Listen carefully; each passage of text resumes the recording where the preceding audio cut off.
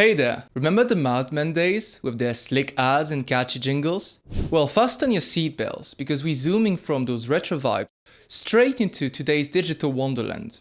It's a whole new game in advertising, and trust me, you don't want to miss this.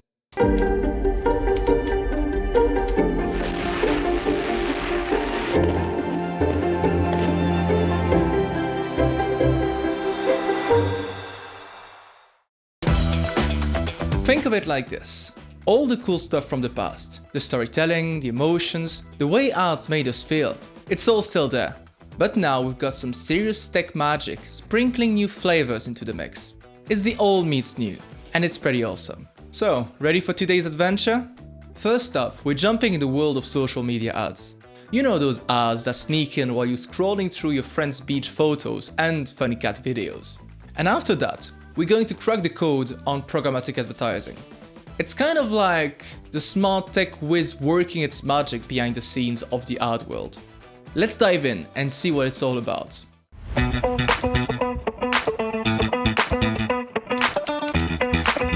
In the ever-changing digital marketplace, social media platforms have emerged as powerful stages for advertising. Here, ads are not just seen, they're interacted with, reshaped, and shared, creating a dynamic and personal advertising experience. Social media advertising has evolved rapidly, from the earlier days of simple banner ads to today's sophisticated algorithm-driven campaigns. These platforms have transformed our brand connect with consumers. The secrets? Targeting and personalization. By analyzing user data such as likes, shares, search history, and even the type of content they engage with, social media platforms offer advertisers unprecedented precision in reaching the ideal audience. Social media platforms not only change the way we interact with ads, but also the way we are influenced by them. Influencer marketing has redefined endorsements. Here, ads are seamlessly woven into content, blurring the lines between promotion and lifestyle. Influencers with the loyal followings offer authenticity and relatability that traditional ads often can't match. But sometimes you don't need to pay an influencer to get viral endorsement. Let's talk about those ads that just explode online. Remember the Ice Bucket Challenge? It wasn't just a fun viral trend, it was a genius marketing move from ALS Awareness. How about Dove's Real Beauty campaign? It started conversation worldwide about beauty standard and self-esteem. And who could forget Old Spice's The Man Your Man Could Smell Like? But if he stopped using lady-scented body wash and switched to Old Spice, he could smell like he's me. It turned a classic brand into a pop culture icon almost overnight. These aren't just ads, they're social media sensations that get everyone talking, sharing, and even participating. These viral hits show us the power of creativity and the impact of connecting with audiences on a deeper, more personal level. They are not just selling products, they are creating experiences and sparking movements. But this digital utopia has its shadows. Privacy concern and ethical debates loom large. The very data that powers targeted ads raises questions about surveillance, consent, and the digital footprint we leave behind. First up, data privacy. We have a basic responsibility to protect people's data, and if we can't do that, then we don't deserve to have the opportunity to serve people. Remember the Cambridge Analytica scandal? This was a major incident where the data of millions of Facebook users was harvested without consent by Cambridge Analytica, a political consulting firm. They used this data to influence voters' opinion, a move that sent shockwaves throughout the world about how personal information could be exploited for political gain. It wasn't just a privacy issue. It sparked a global debate on the ethics of data collection in advertising. Then there is the issue of misleading content. Take for example the fines slapped on big names like Google and Facebook for deceptive ads. We're talking millions, sometimes billions in penalties. It shows that playing fast and loose with ad content can have some serious consequences. And it's not just about legality, it's also about ethics. How far is too far when it comes to targeting ads? There's a fine line between clever marketing and invading someone's digital space in a way that feels creepy or intrusive. All of these issues have led to a push for more regulations and transparency in the digital ad world. It's a tricky balance, protecting consumers' rights while still allowing the creativity and personalization that makes social media ads so powerful. So while social media advertising continue to evolve and captivate, it's also learning some tough lessons. The key?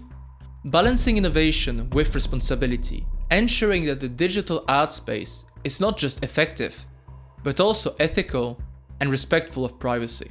We have now just scratched the surface of the digital landscape. While all eyes are on social media platforms, the good old display, out-of-homes, audio and TV ad formats also evolved through time. Have you ever wondered how large brands manage to consistently be on every news site, VOD platform, every street, podcast, in short, everywhere? Well, this is where we're going to dive next, in the lens of programmatic advertising.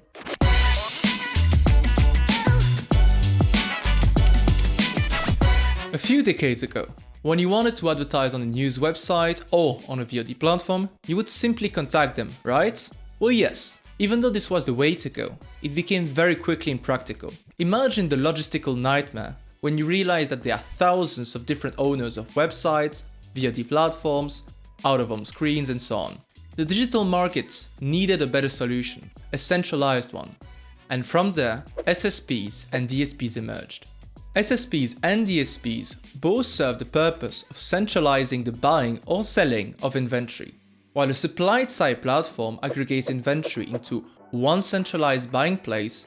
A demand-side platforms enable advertisers to reach multiple SSPs at once. I know this is confusing right now, so let's take an example.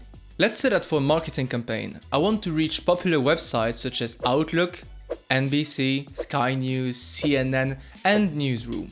Before, I would have to approach each of these publishers and make deals with them separately.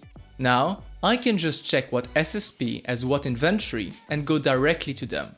Or even easier, go on a demand-side platform and buy them all from there. If I want to go directly to the SSPs, I would have to contact Taboola for Outlook, NBC and Newsroom, and Outbrain for Sky News and CNN.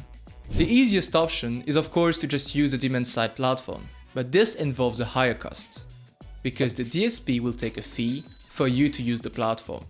So now that we know what it is, what can we do with a demand-side platform? Let's start by the basics. How do we target people? In programmatic advertising, we rely mainly on cookies. Yes, these cookies you've probably accepted on hundreds of websites.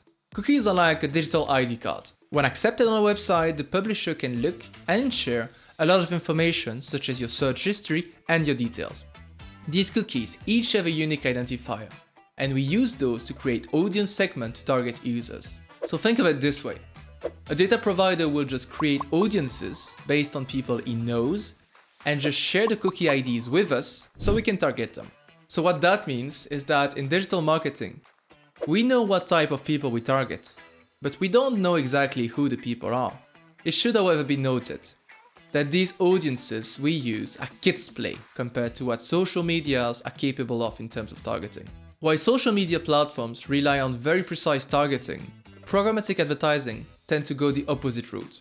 We target very broad while trying to lower the cost through economies of scale. Now that we've covered the targeting part, let's discuss the format. Using programmatic advertising, brands can pretty much follow you around wherever you are. Whether you are on a website, watching an episode of your favorite show, or listening to your audio podcast, advertisers can target you. And where programmatic advertising really shines though, is by being able to sequence ad, meaning serving advertising in a certain order. I can, for example, serve you an ad on your podcast, then another one on Dailymotion, to finish with the last one on your news website to hopefully make you buy my product. This way I can introduce the brand, then showcase the product, to finish with a promotion on it to pique your interest. Let's now go deeper into each format. First you have native and display, which are the two image formats you see online. Native being included in your feed and display typically next to it. Then you have VOL or video online, which is basically videos you see online on Dailymotion, news websites, blogs, etc.